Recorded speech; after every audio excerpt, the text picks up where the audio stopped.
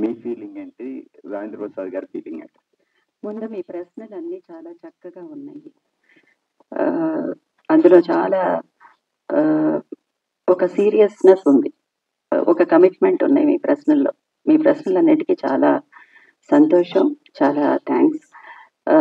ముందు నాకు సంబంధం ఉన్నా లేకపోయినా we all are one family, okay, under the cinema roof. So Rajendra Prasad garu ఇష్టపడినా ఇష్టపడకపోయినా నేను ఒక విషయం మాత్రం చెప్పాలి ఇప్పుడు మీ ప్రశ్న కంటే ముందు. ఇండియన్ సినిమా హిస్టరీలో తప్పకుండా మన సౌత్ ఇండియన్ సినిమాకి కొన్ని పద్మశ్రీ అవార్డులు రావాల్సిందే, రావాలి, తప్పకుండా రావాలి. అందులో రాజేంద్ర ప్రసాద్ గారు లాంటి ఆర్టిస్ట్కి ఆయన వద్దు అనుకున్నా సరే రావాలి. ఎందుకంటే it is the Indian cinema హిస్టరీలో ఉండాలి కదా, మన తర్వాత జనరేషన్కి కదా. దాని ప్రోటోకాల్ ప్రకారం మన గవర్నమెంట్ వచ్చి ఒక సజెషన్కి తీసుకురావాలి సెంట్రల్ గవర్నమెంట్కి. అది అఫీషియల్ గా జరగవలసినవి కొన్ని ఉంటాయి. It is something like this. ఎంతో పెద్ద రెమ్యూనరేషన్ తీసుకున్నా ఒక ఆల్ ఇండియా రేడియోకి వెళ్ళి ఒక చిన్న స్కిట్ ఏదన్నా చేస్తే వాళ్ళ రెమ్యూనరేషన్ 100లోనో 1000లో మాత్రమే ఉంటుంది.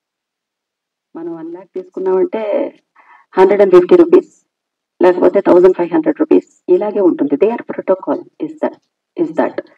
సో అది సజెషన్ లోకి అఫీషియల్ గా మీరందరూ చాలా పెద్దవాళ్ళు ఇప్పుడు ఉండే గవర్నమెంట్ ఒక సజెషన్ లోకి తీసుకుని వెళ్ళి గవర్నమెంట్ లో, సెంట్రల్ గవర్నమెంట్ లో అది పెట్టాలి అనేది నా ఉద్దేశం. అండ్ ఏ ఆలోచన లేకుండా, అసలు సెకండ్ థాట్ లేకుండా ఆయనకి, రాజేంద్ర ప్రసాద్ గారికి తప్పకుండా పద్మశ్రీ అనౌన్స్ చేస్తారు. మీకు కూడా నిరీక్షణ, దాసి ఇలాంటి సినిమా ఆయన్ని వదిలేయండి. కొంతమంది ఆర్టిస్ట్ కి వాళ్ళు they will keep on doing their work and their job, they are so committed. అది జరుగుతుంది, నేను చెప్పాలి. Because I have been to so many juries. చాలా నేషనల్ అవార్డ్ కమిటీ జ్యూరీస్ కి వెళ్ళాను, స్టేట్ అవార్డ్ కమిటీ జ్యూరీస్ కి వెళ్ళాను, కాబట్టి ఇది నాకు కొంచెం తెలుసు. అందుకని మీరందరూ కూడా చేయాలి. మీ అందరి యొక్క all your hand should be there. Okay, మీరు అడిగిన ప్రశ్న చెప్పండి ఏంటి? చాలా కాలం తర్వాత సార్తో it was a really thrilling experience.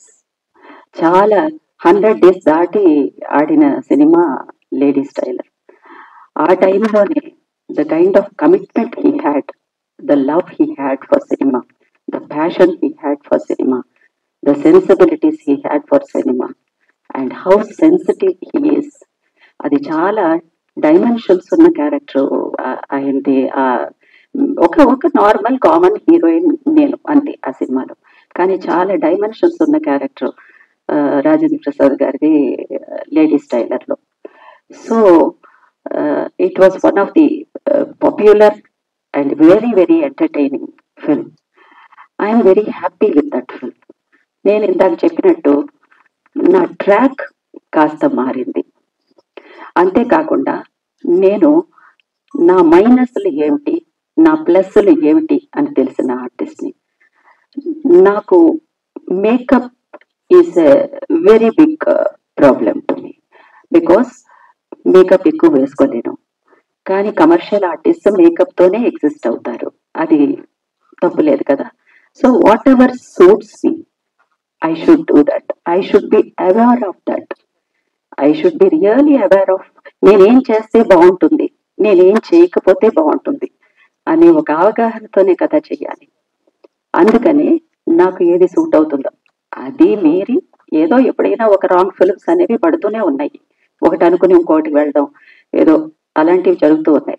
Cinema కథ వినడం, ఇంకొక కథ చేయడం, ఆ కథలో కొంచెం కూడా ఇన్వాల్వ్మెంట్ లేకుండా బయటికి రావడం, ఏ ఇష్యూస్ లేకుండా, ఇలాంటివి జరిగాయి. కానీ which ever suits me, I should be able to do that. ముందు నన్ను నేను ఇష్టపడాలి కదా. ఒక సినిమాలో నా క్లోజప్ నేను చూసిన వెంటనే, నేను యాక్ట్ చేసిన వెంటనే నన్ను నేను కన్విన్స్ అవ్వాలి కదా. మన మనసాక్షి అనేది ఒకటి ఉంది కదా. So I am with all my conscience.